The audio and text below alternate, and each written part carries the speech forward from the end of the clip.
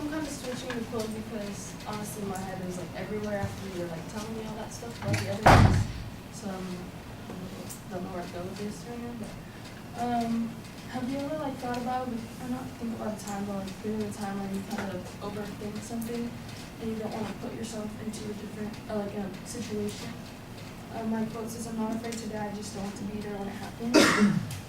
Me personally, I overthink a lot of things. Like you could ask Amanda, like when it comes to me going out, I like overthink the situation. I'm like, okay, well, this is gonna happen later on, and these people are gonna be here, so like, this is gonna happen. And I like, this is like the weirdest thing. Like my brain does this like all the time when we go out, unless it's something I want to do. I'm like completely like, I don't want to go, like overthinking the whole thing, and it like really messes everything up. And then I end up going and I end up having like the best time of my life, you know, why did I end up doing that?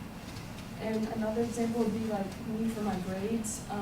I will like take a test and I'm like, okay, well, I'm gonna fail the test anyway, so what's the point of like even looking? And then like sometimes like I do fail and I'm like, dang, that happened. Or like sometimes I do good and I'm like, why did I think so negatively?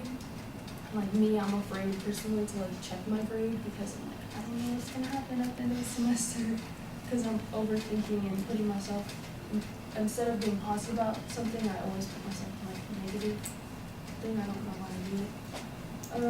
So in conclusion, don't put yourself in a negative situation and don't overthink things and be positive about it. Thank you.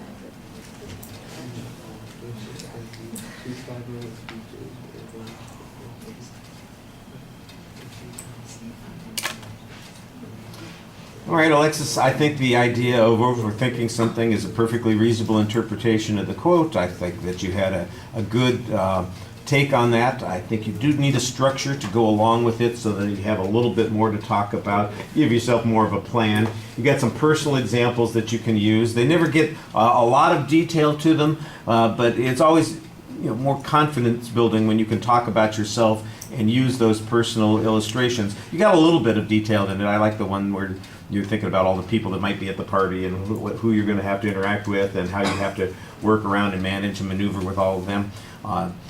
If you could think of a particular party where you changed something 3 times, for instance, in anticipation of who was going to be at the party or what was going to be happening. I don't know what you might have done. Change your clothes or decided what time you were leaving or who you were going to arrive with, any of those kinds of things.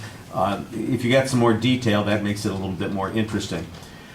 The delivery presentation issues, you've got some things that you're doing very nicely. You look around at the audience, you are engaged, your facial expressions are active and involved, so there's a sense of immediacy with that. I like the way you kind of step up to talk to us a bit. You feel like you are almost projecting yourself into the audience, and that's a good thing. The one place that you don't do that, though, is with your voice. You get quieter and quieter as you're speaking. You started off pretty effectively, and by the end, I was straining to hear what you were saying, because you just kind of, I think that's where your confidence is going down, apparently. And that, people, I said it to people earlier, everybody exhibits their anxiety in different ways. I didn't see a bunch of anxiety in your feet or your hands or your facial expressions, anything like that, but it's your voice that's dropping out, and I think that's the thing that's giving you away. And you were fine at the beginning, and I think you need to try and keep that up so that you finish strong also. Because I thought you had a really good exit,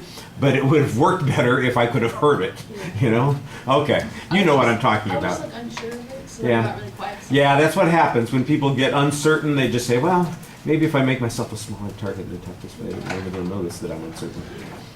No, they'll just notice that you're talking quieter. Okay, thank you.